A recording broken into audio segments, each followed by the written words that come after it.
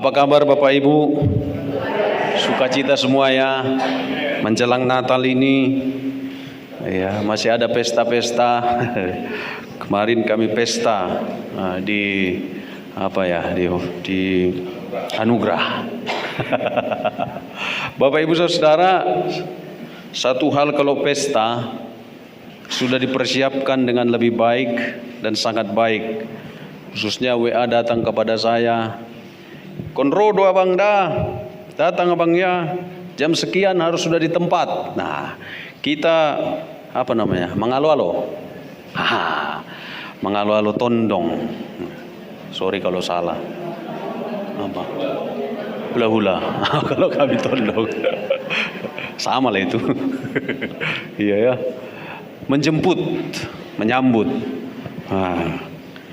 Kami orang Samosir, Simarmata itu dari Samosir. Cuma sudah 4 generasi ke Simalungun. Jadi kalau dalam sambutan Simalungun itu kita semua tahu, saya kira ya, bagaimana sampai rongkop sampai ke bawah itu menyambut. Jadi hula-hula itu datanglah dan dia merasa disambut, dihormati. Nanti kita di tempat lain jadi hula-hula juga kan gitu. Nah, jadi dalam budaya Simalungun, kampung kami itu, waktu kami juga menyambut waktu peristiwa mamak kami meninggal, sauruma tua, kami juga menyambut. Cilakanya waktu itu asam uratku kambuh. Jadi setengah mati Bapak Ibu Saudara.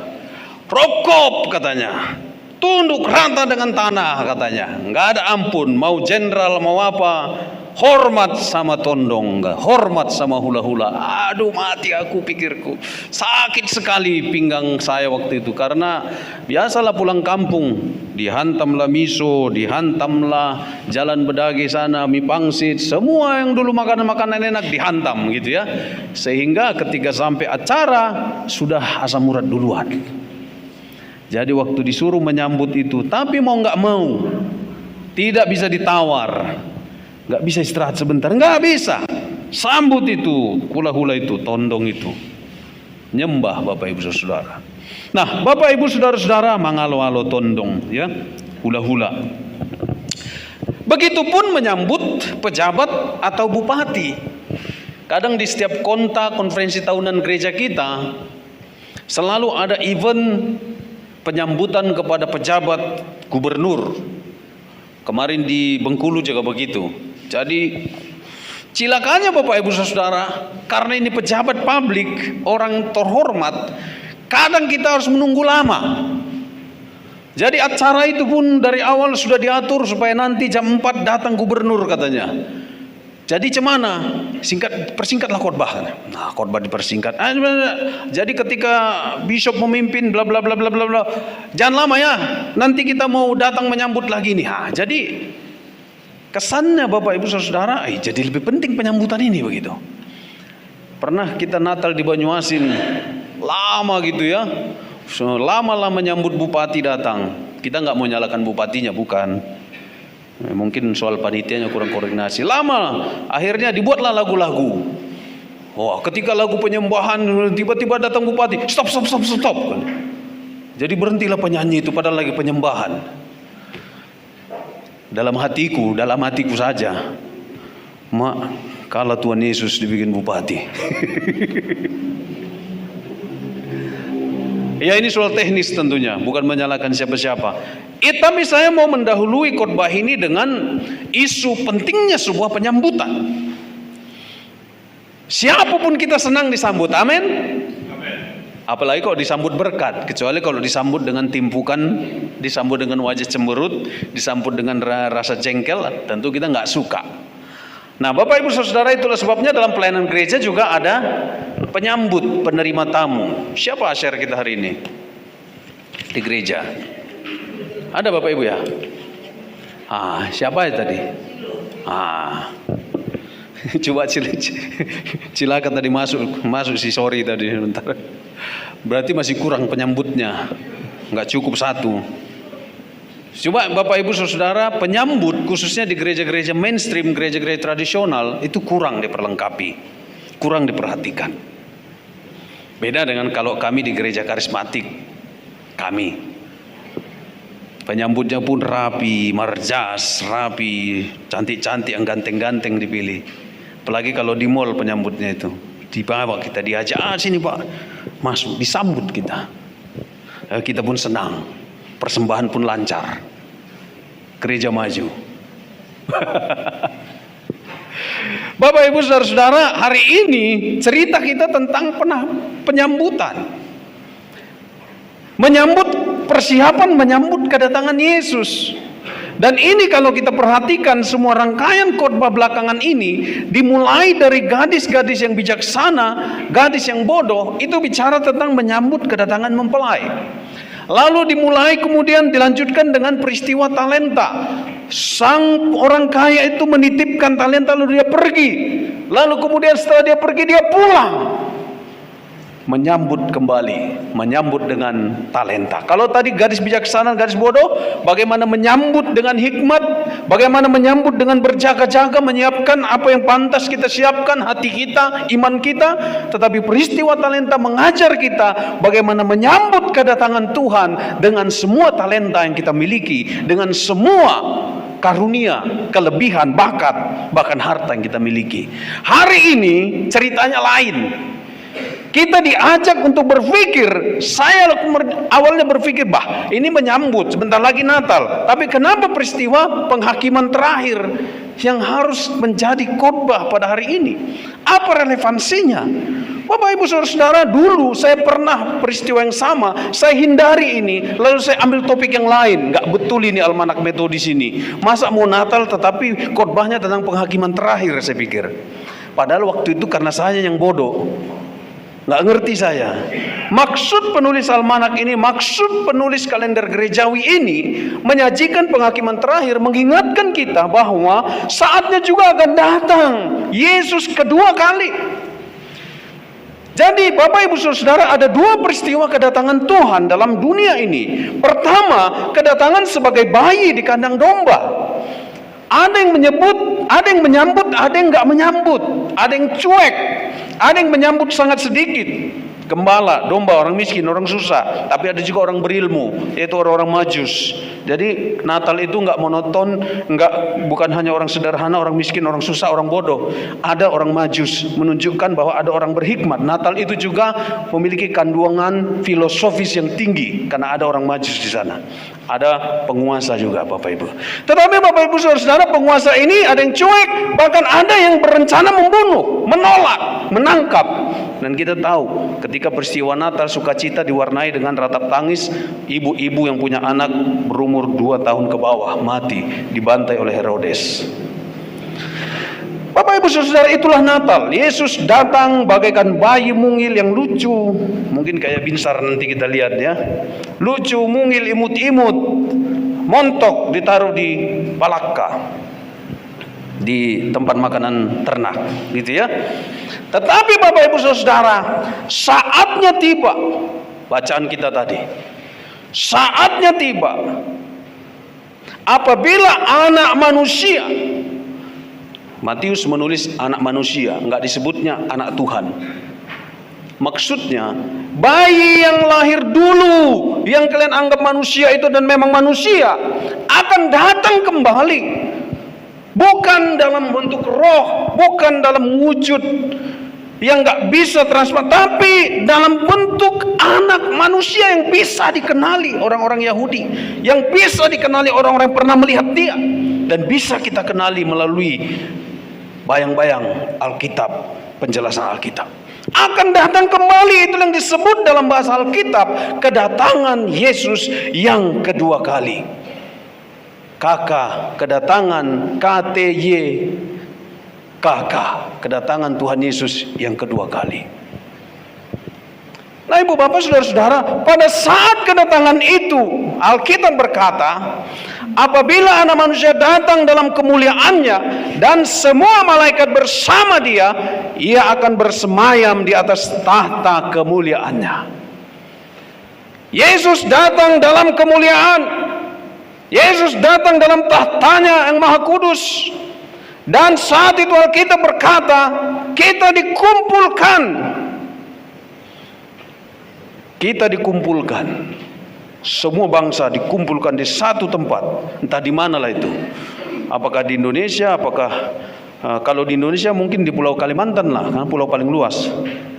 Atau di Amerika kah, atau di Timur Tengah kah, kita nggak tahu. Karena Timur Tengah selalu konflik. Tapi nanti di sana kita akan dikumpulkan. Ini mengingatkan kita peristiwa Natal, peristiwa kedatangan Yesus pertama. Semua orang dikumpulkan oleh Kaisar Agustus supaya mereka mendaftarkan diri masuk ke dalam sensus. Ini ada persamaan, Bapak Ibu. Itu Kaisar saja yang mengumpulkan, kita berkumpul. Tapi nanti dikatakan oleh Alkitab, ketika anak manusia itu datang yang kuasanya jauh melebihi Kaisar, kita nggak bisa tidak, kita akan datang berkumpul. Lalu pada saat itu apa yang terjadi? Perhatikan, bukan bayi mungil owek-owek lagi. Bukan kita bisa datang bagaikan Herodes mengancam, engkau bukan Allah, engkau bukan Allah, kita datang, kita bunuh dan sebagainya. Bukan. Tapi kita akan terpekur, terpaku, tak berdaya melihat kemuliaan dan kuasanya. Dia akan datang sebagai hakim dengan segala kemuliaannya. Gak bisa kita tawar, gak bisa kita tolak. Pada saat itu yang disebut dengan penulis Alkitab ini dalam LA ini, di atasnya dikasih judul penghakiman terakhir. Yesus datang sebagai raja, makanya minggu ini kalau kita lihat yang hijau-hijau dicabut diganti yang putih. Ini minggu warna putih, tahun kalender gerejawi dengan pemaknaan Kristus Raja. Makanya lagu-lagu kita tadi lagu-lagu tentang Kristus Raja. Jadi jangan ngomel Bapak Ibu. Pendeta Elisa ini kalau dia yang khotbah lagu-lagunya pasti lagu-lagu sulit. Enggak. Saya pun sulit. Karena tema khotbah itu, lagu-lagu itu harus disesuaikan dengan tema khotbah. Makanya sulit. Gampang sih membuat ibadah itu supaya lagunya lagu itu aja kan. Tapi enggak sesuai dengan tema khotbahnya. Nah, karena ini adalah Minggu Kristus Raja, maka kalau kita perhatikan lagu-lagu kita bicara tentang Yesus Raja. Itu namanya pertanggungjawaban akademis, pertanggungjawaban teologis, enggak asal-asalan. Jadi kalau kita lihat liturgi gereja kita ini runut, semua bisa dipertanggungjawabkan secara teologi yang kita yakini Bapak Ibu. Makanya kalau Bu Pendeta bilang, kalau Papa ini sudah buat liturgi bisa berjam-jam di meja. Memang iya Bapak Ibu, kadang kita renungkan lagi liriknya ini. Ini enggak cocok, kita ganti. Ini ada 4 ayat kesekian kurang pas, kita ganti. Jadi harap maklum Bapak Ibu ya, bukan Pendeta Elisa suka pajago-jagohon, suka mempersulit singar, bukan. Ya memang tema lagunya harus disesuaikan dengan tema minggu, paling tidak dengan tema minggu kalender gerejawi. Nah minggu depan beda lagi temanya. Mungkin minggu depan kita sudah masuki masa Advent, itu penantian. Lalu temanya warnanya warna ungu kah atau apa, nanti kita lihat di dalam almanak gereja kita. Karena warna itu memiliki simbol, makna, teologi. Nah, ibu bapak, saudara-saudara yang terkasih, kembali lagi kita kepada teks. Pada saat penghakiman itu, kedatangan itu, mau nggak mau kita nggak bisa bilang aku nggak siap. Perhatikan, dalam peristiwa Natal banyak orang nggak siap, banyak orang nggak peduli kedatangan Yesus. Siapakah yang peduli kedatangan Yesus? Nggak ada Bapak Ibu. Yang peduli hanya berapa orang? Orang Majus. Peduli mereka menyambut kedatangan Yesus. Siapa lagi? Gembala. Orang-orang miskin gak punya apa-apa misalnya, gembala menjaga kedinginan. Mereka menyambut kedatangan Yesus. Tapi kebanyakan manusia yang diminta berkumpul pada saat itu oleh Kaisar Agustus, gak ada yang peduli, gak ada yang apalagi persiapkan. Tetapi orang Kristen sekarang kan kalau mau Natal persiapannya hebat. Baju baru, uang saku, uang beli kue. Makanya kalau PNS atau pendeta ada gaji ke-13 supaya ada budget ke sana kan. Apalagi kalau pengusaha kan gaji ke-13-nya lebih lagi, karena sudah dirapel itu dari gaji bulanan. Nah Bapak Ibu saudara-saudara yang dikasih Tuhan kita Yesus Kristus, supaya kita bisa menyambut. Tetapi Bapak Ibu saudara-saudara, ayo tolong kita renungkan bagaimana penyambutan kita. Jangan sampai pada peristiwa Natal perdana, Natal pertama, jangan sampai Bapak Ibu saudara, kenapa? Miris sekali ada orang yang marah pada saat itu peristiwa Natal pertama Herodes. Jangan sampai Natal-Natal berikutnya juga seperti itu. Jangan sampai ada yang marah misalnya gara-gara konsumsi, gara-gara makanan, gara-gara apa. Jangan gara-gara acara tersinggung dan sebagainya. Saya Bapak Ibu kalau ada perasaan gak enak pada saat mau peristiwa Natal, misalnya saya jengkel, saya langsung berpikir, ya untuk siapa rupanya kita buat? Untuk Yesus. Pantas gak aku marah? Ya udah gak usah marah. Maka Bapak Ibu saudara, ingat, Natal untuk Yesus. Amin. Natal nanti untuk Yesus. Jadi jangan kita ambil alih untuk kita. Itu namanya sekolah minggu. Kalau sekolah minggu wajar. Nah, Natal itu untuk sekolah minggu. Tapi kalau kita sudah dewasa, Natal itu untuk Tuhan dan untuk merubah kita. Supaya apa? Supaya kita menyembah. Karena pada saatnya nanti kita diajar, pada saat penghakiman terakhir, kita datang dan harus menyambut Yesus dengan cara yang benar, dengan cara rohani. Apa itu? Bagaimana kita menyambutnya Bapak Ibu Saudara? Pada saat peristiwa itu, Tuhan memisahkan. Beberapa hal disampaikan, semua bangsa dikumpulkan. Yang kedua, ia mengadakan pemisahan seperti gembala memisahkan domba dan kambing di sebelah kanan. Kenapa kanan? Dalam tradisi Yahudi kanan itu yang suci, yang kudus, yang baik. Yang kiri itu kurang baik. Gitu ya, dalam tradisi ini. Ini soal penilaian saja, persepsi. Ya, makanya dibilang duduk di sebelah kanan Allah Bapa gitu. Nah, itu dalam tradisi ketimuran, kanan itu selalu dianggap lebih baik. Padahal sebenarnya enggak ya. Kalau bicara tentang tangan kanan, tangan kiri ya, ini ya sama, semuanya ciptaan Tuhan kan, amin. Makanya anak saya kidal, kita enggak protes, ya biar aja kidal, itu anugerah Tuhan. Berarti otak kirinya lebih dominan gitu ya.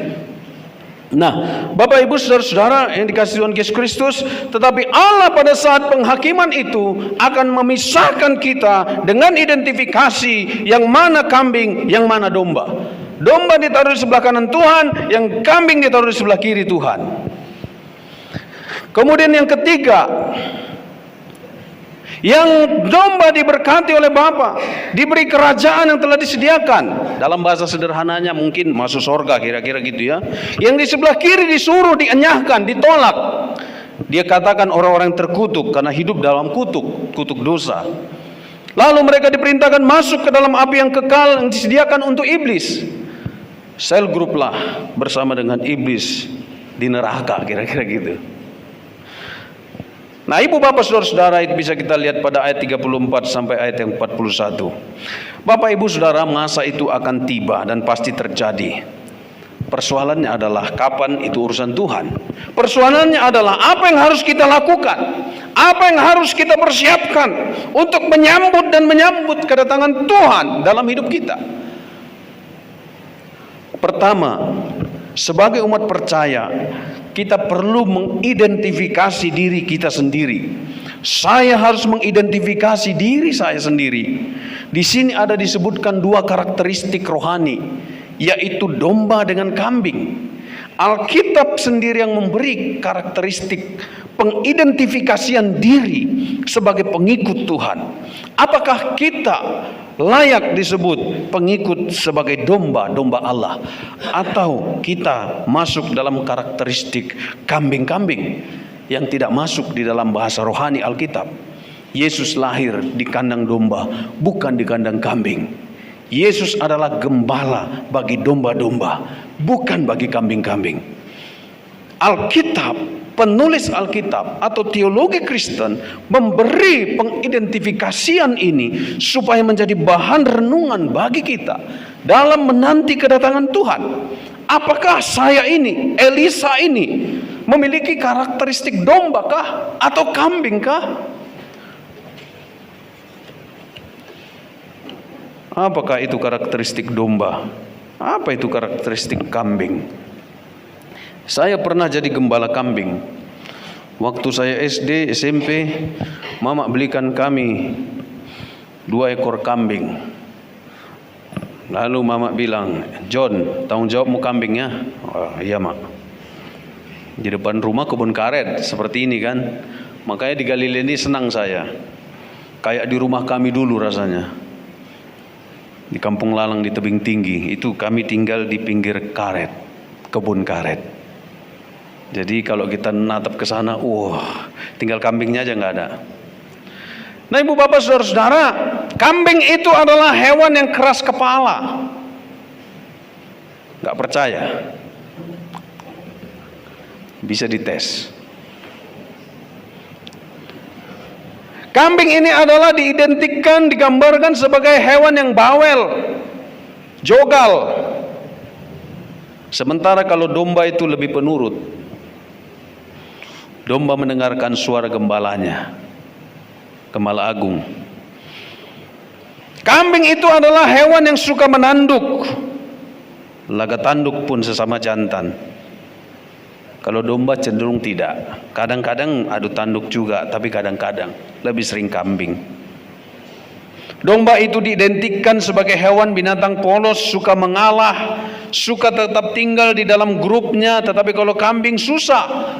Selama saya melihara kambing seringkali hilang kambing. Untungnya bukan karena pernah hilang dicuri orang, tetapi kadang hilang dari tempat kita melepaskan. Sebentar saya sudah jauh ke sana.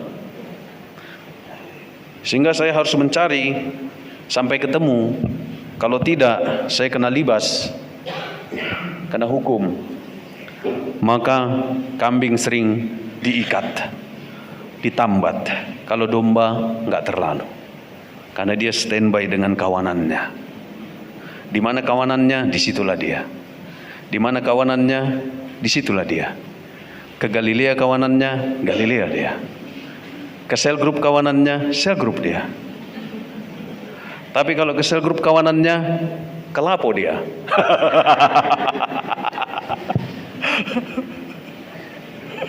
Ke gereja kawanannya, entah kemana dia. Lihat ini nyindir-nyindir aja. Enggak ada, bukan nyindir Bapak Ibu. Ini bicara tentang karakteristik Alkitab terhadap domba atau gembala. Ibu bapak saudara-saudara, kambing lebih liar. Terkadang terpaksa harus diikat. Seperti saya mengikat. Saya ikatlah kambing itu di kayu rambung, di kayu karet. Lalu saya pergi bermain sementara. Tetapi hasilnya karena dia diikat, dia kurang gemuk. Karena dia terbatas mengambil makanan. Susah sendiri. Susah sendiri. Ibu bapak saudara-saudara, mari kita lihat seperti saya melihat kedirian saya. Apakah saya sudah layak dianggap domba Allah? Atau masih lebih banyak karakteristik kambing pada diri saya? Mari kita berefleksi masing-masing. Yang jelas Bapak Ibu, masanya akan datang. Pemisahan itu akan jelas. Yang kedua, bagaimanakah persiapan kita? Persiapan kita menyambut kedatangan Tuhan jika peristiwa itu terjadi, datang nanti. Bukan hanya berkutat pada persiapan Natal lah, lalu dana kita berapalah, kita bagi-bagilah itu per sel grup. Kadang cukup, kadang kurang kita cukupkan gitu ya. Kita ajak sponsor, cukup, luar biasa Bapak Ibu Saudara. Tetapi ingat, persiapan kita bukan itu saja. Itu peristiwa seremonial saja. Yang lebih penting, yang lebih esensi adalah ketika peristiwa terakhir nanti Tuhan mengumpulkan kita, lalu dia datang di awan-awan dengan segala kemuliaannya, lalu terjadi pemisahan itu, maka Allah akan melihat apa yang menjadi dasar pemisahan itu. Kalau tadi dasarnya adalah karakteristik identifikasi, maka dasar yang kedua adalah apa yang sudah kita perbuat di dalam dunia ini.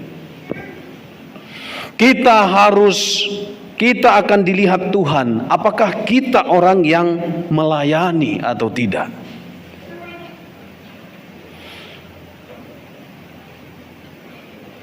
Kepada yang masuk ke dalam kerajaan itu dikatakan, kenapa kami masuk Tuhan?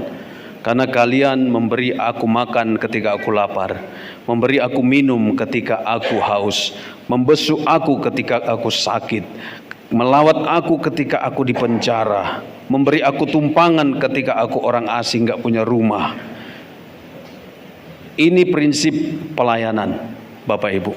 Pelayanan ada dua. Satu, pelayanan seremoni seperti kita ini, seperti saya ini, seperti para petugas yang beribadah pada saat ini. Ada multimedia yang merekam, pegang video, ini luar biasa Bapak Ibu Saudara. Ada yang soundman, ada yang penyambut tamu, ada yang pengumpul persembahan. Ini semua bersifat seremoni. Ini bersifat ibadah, seremoni ritual. Tetapi Bapak Ibu Saudara, dari sini nanti akan dibentuklah melalui kebenaran firman Tuhan kita semua, termasuk saya. Dari sini kita akan beranjak keluar. Inilah the real ministry.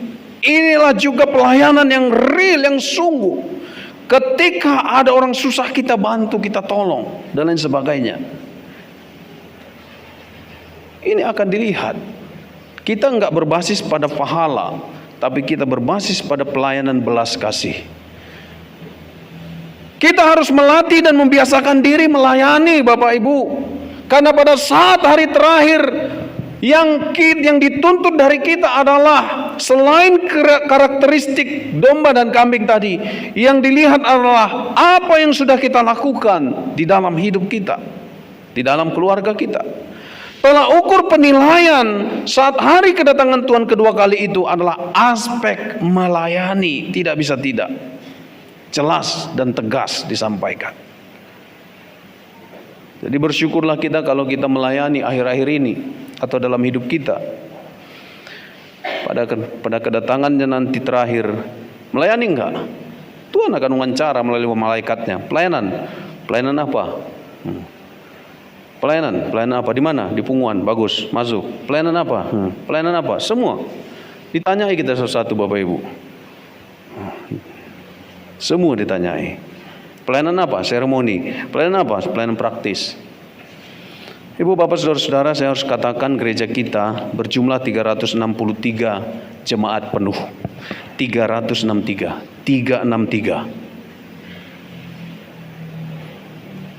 Tetapi yang melayani masih kurang untuk seremoni. Syukur kalau yang 363 yang sisanya melayani di luar, menolong, membantu, ada yang di kumpulan marga, kumpulan macam-macam dan lain sebagainya, menyampaikan firman dan lain sebagainya, Raja Parhata, itu semua pelayanannya. Tapi Bapak Ibu Saudara, ya mungkin kita juga di tempat lain, tempat kerja, kita melayani bawahan kita dengan baik, bagus. Tapi Bapak Ibu Saudara, kalau kita tidak atau belum melayani, maka kita keliru memahami kita sebagai pengikut Tuhan. Karena Yesus sendiri datang untuk melayani, bukan dilayani. Amin. Alkitab berkata, aku datang, Markus pasal 10 ayat 45, sebab Anak Manusia datang untuk melayani, bukan dilayani. Dia datang bahkan untuk menyerahkan nyawanya menjadi tebusan bagi banyak orang. Jadi Ibu Bapak Saudara-saudara, gereja adalah tempat praktek pelayanan. Gereja adalah tempat teori membangun praktek pelayanan. Lalu nanti kita keluar kepada dunia ini, kita melayani. Saya katakan, kalau kita ada yang tidak melayani, berarti kita sedang keliru menerjemahkan Alkitab kita, atau keliru menerjemahkan kita sebagai pengikut Yesus. Keliru Bapak Ibu. Karena Tuhan aja melayani. Yuk kita melayani. Yuk kita melayani. Kita kurang pemain musik loh Bapak. Pemusik kita Amang Panggabean ini selama persiapan Natal ini jadi di borongan. Beliau melayani musik ibadah 1, nanti ibadah 2 lagi dengan lagu-lagu yang berbeda loh Bapak Ibu. Jadi kami sama. Kalau saya khotbahnya masih sama, beda-beda dikit. Tapi Pak Panggabean nanti melayani dengan lagu-lagu yang berbeda. Kurang pemusik kita. Kita kurang penyambut tamu. Kita kurang pelayan di gereja ini. WL kita kurang. Yang mau banyak. Tetapi yang betul-betul mau mempersiapkan diri dengan kualifikasi kurang. Baik suara maupun semua aspek kita kurang. Ayo kita melayani, itu yang lebih penting. Kenapa Bapak Ibu Saudara? Karena saatnya nanti kita akan melayani. Pada akhir hidup kita akan ditanya, apa pelayananmu? Adakah kita setia dalam pelayanan kita? Kenapa Bapak Ibu Saudara? Ada banyak orang enggan dan malas melayani. Kalau dirujuk dari khotbah minggu lalu, ada banyak orang memiliki talenta, tetapi nggak punya hati melayani atau nggak punya kesempatan melayani. Ini yang sangat menyedihkan. Karena itu engkau anak muda, kalau engkau punya talenta, melayanilah. Kalau kau nggak punya talenta, jangan nangis-nangis. Karena belum mungkin Tuhan tahu kau minta talenta, kau nanti nggak melayani gitu. Tetapi buka hati, minta kepada Tuhan talenta, karunia, lalu serahkan diri untuk melayani. Di mana? Di gereja, di mana? Di masyarakat, di mana? Di kampus, dimanapun. Jangan payah kali diminta. Saya kemarin, di sini ada Elsapa? Nggak ada ya? Oh ada ya Elsapa. Saya kemarin sempat agak sedih. Waktu Elsapa disuruh main drama, Elsapa keberatan. Aku nggak mau. Saya baru ingat, oh iya, anak saya yang satu ini agak unik. Dia memang kalau pelayanan di belakang layar senang dia. Buat flyer, buat apa senang dia. Agak pemalu dia, kayak saya lah gitu ya. Jadi beda sama kakaknya sama adiknya. Kalau kakaknya sama adiknya, WL Jo, siapa? Apalagi Lola. Gitu ya. WL Lola, singer, mau dia gitu ya. Tapi kalau abangnya beda. Sekali lagi memang setiap anak beda. Tetapi satu pesan saya titipkan kepada anak saya tadi malam, Bang, orang-orang itu semangat melayani Bang. Apakah kau nggak semangat melayani? Padahal kau tinggal di gereja Bang. Lalu saya pergi. Ya, saya bilang sama dia, Bang, kebanggaan Papa Mama ketika nanti kami melihat anak-anak kami melayani di gereja atau di masyarakat. Memang itu Bapak Ibu. Kebanggaan kita apakah? Apakah kita akan melihat anak kita datang dengan Mercy, dengan istrinya yang cantik, dengan kekayaannya? Gak ada apa-apanya. Kebanggaan orang tua yang paling hakiki adalah ketika dia bisa melihat anaknya melayani Tuhan. Kenapa? Ketika dia mati nanti pun, dia akan melihat anak yang melayani dari hadirat Tuhan. Bahkan ketika bersama-sama pun nanti di sorga, akan berkumpul kembali dalam pelayanan. Tapi kalau terpisah nanti kan sedih. Apa yang mau dibanggakan? Kalau umur kita hanya 80 paling tinggi atau lebih 90, habis itu kita akan melihat. Nah, saya bersyukur ketika kemudian malam harinya saya bilang sama Elsapa, Bang, gimana? Lalu Elsapa bilang, sudah Pak, aku sudah ikut main drama. Wah, titip tepuk tangan dulu anak saya. Karena resiko anak pendeta begitu, masuk khotbah. Gitu. Jadi aman ya Bang El ya, Papa cerita yang positif, tenang Bang. Kenapa Bapak Ibu? Ada banyak anak pendeta trauma karena dimasukin papanya dalam khotbah terus. Namaku masuk mimbar terus katanya. Jadi trauma. Anak majelis juga mungkin ya. Nah, Bapak Ibu Saudara yang terkasih dalam Tuhan Yesus Kristus, mari Bapak Ibu Saudara, persiapkan diri kita melayani. Gak ada artinya yang lain-lain itu hanya sementara, fana, singkat. Habis itu apa? Tetapi pelayanan bernilai kekal. Bernilai kekal. Bapak Ibu nggak punya kesempatan melayani di gereja ini, di luar bisa, di gereja lain bisa, di permargaun bisa, di masyarakat bisa, di lingkungan bisa, di tempat kerja bisa, di kampus bisa, semua bisa melayani dan pelayanan itu terbuka. Paling sedih kalau ada orang Kristen diminta melayani, nolak terus. Padahal nanti di sorga itu yang diminta Tuhan. Siapa yang rugi? Kita Bapak Ibu. Kita sudah ditawari melayani, kita nggak mau misalnya. Kita rugi. Nah Ibu Bapak Saudara-saudara yang terkasih dalam Tuhan Yesus Kristus, apakah kebanggaan Tuhan menyambut kita? Apakah harta kita? Apakah kedudukan kita? Apakah yang ada pada kita? Tidak. Yang membuat Tuhan berkata ke sebelah kanan, anakku, masuk dalam kerajaanku, hanya dua. Satu, karakteristik kita sebagai domba. Yang kedua, kita menyerahkan diri untuk melayani Tuhan. Karena itu pelayanan mungkin gratis. Pelayanan mungkin kau nggak dibayar. Engkau lebih memilih pergi karena di sana dapat duit. Tapi di sana nggak bernilai kekal, saudara. Karena kita melayani itu bernilai kekal. Nilainya pada zaman akhir pun diingat Tuhan. Tapi kalau kita hanya dapat duit, pergi kita sama gereja, itulah gereja biar aku mikirkan hidupku. Kita dapat duit, tapi duit akan habis. Selesai. Berapa lama sih menghabiskannya? Tapi kalau kita melayani, Tuhan akan ingat. Itu bernilai kekal. Dan berbahagialah. Masuklah dalam kebahagiaan Tuhanmu, kata Tuhan. Nah, Bapak Ibu Saudara, hari ini ketika kita sudah mendengar khotbah ini, marilah kita melayani. Tuhan kasih suara, melayanilah dengan suara. Tuhan kasih feeling, melayani dengan feeling. Tuhan kasih musikalitas, melayanilah dengan musikalitas. Kalau kita simpan, kalau kita pendam, terserah. Pilihan ada di tangan kita. Tetapi pada saat nanti Tuhan berkata, apakah pelayananmu, anakku?